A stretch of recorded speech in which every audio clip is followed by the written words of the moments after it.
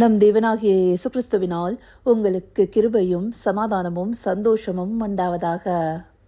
விழித்திருங்கள்ங்கிற ஜீவ வார்த்தையை குறித்து இன்றைக்கு நாம பார்க்கவிருக்கிற வேத பகுதி அப்போஸ்தலர் 20வது அதிகாரம் வசனம் 31. Acts chapter 20 verse 31.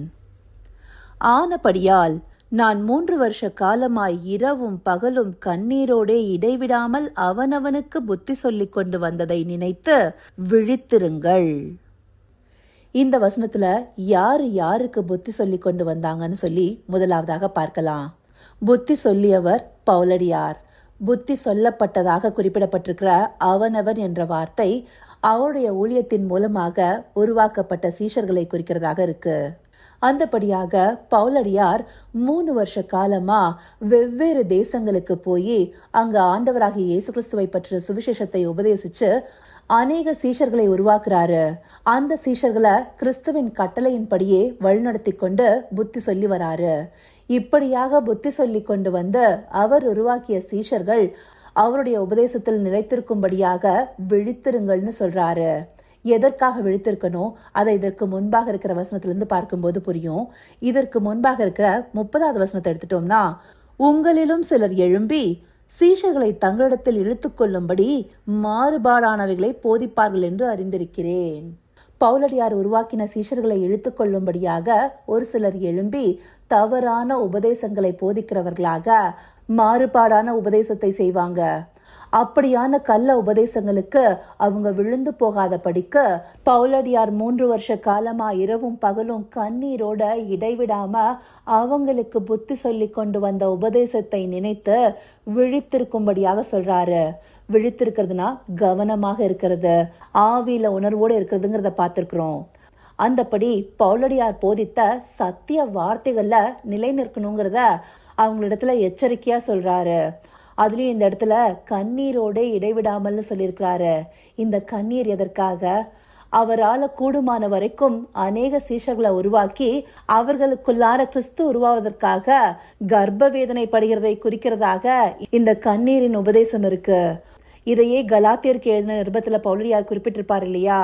அந்தபடியாக 3 வருஷ காலமா அவர் பாடுபட்டு உருவாக்கின சீஷர்கள் வழி விலகி போகாத படிக்க தங்களை காத்து கொள்வதற்கு அவங்க சத்திய வார்த்தைகளை நிலைநிற்கும்படியான விழிப்போடு இருக்கணுங்கிறத பவுலடியார் இந்த வசனத்தின் மூலமா தெரிவிக்கிறாரு.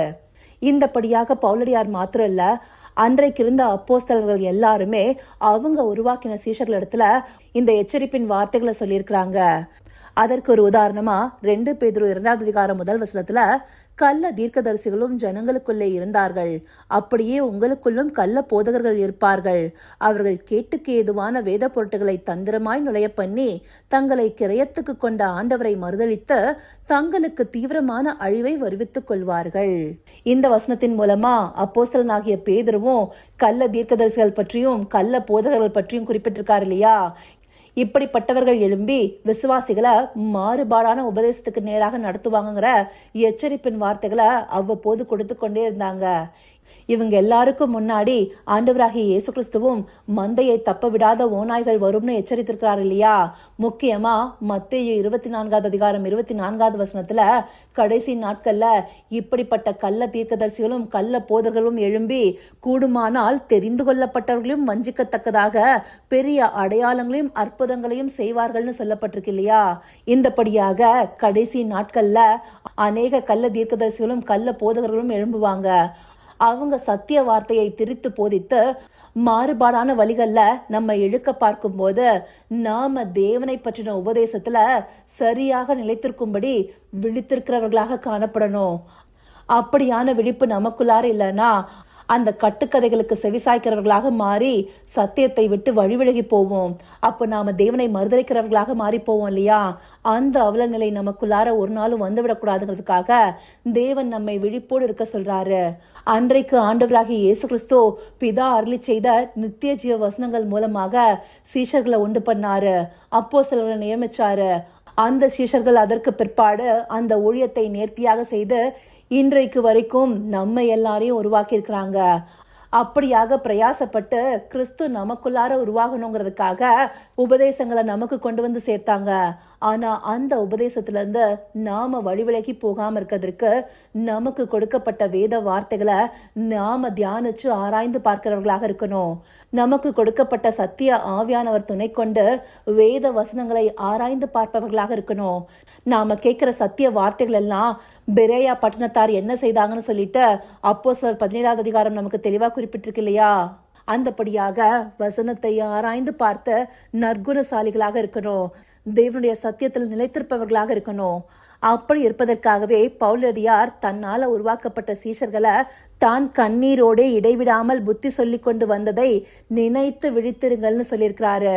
இந்த வார்த்தைகள் அவங்களுக்கு மாத்திரம் இல்ல, அவருடைய நிருபம் இப்பொழுது நமக்கும் கையளிக்கப்பட்டிருக்கு.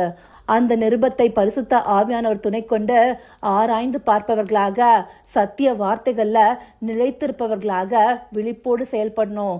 அப்படியாக நாம விழித்திருக்கணுங்கிறதுக்காகவே இந்த பகுதிகள் நமக்கு காண்பிக்கப்பட்டிருக்கு. இதை உணர்வுள்ள இருதயத்தோடு பார்த்து நமக்கு போதிக்கப்பட்ட சத்தியத்துல நிலைத்திருக்கும்படியான விழிப்போடு காணப்பட அவரை நோக்கி பார்ப்போமா?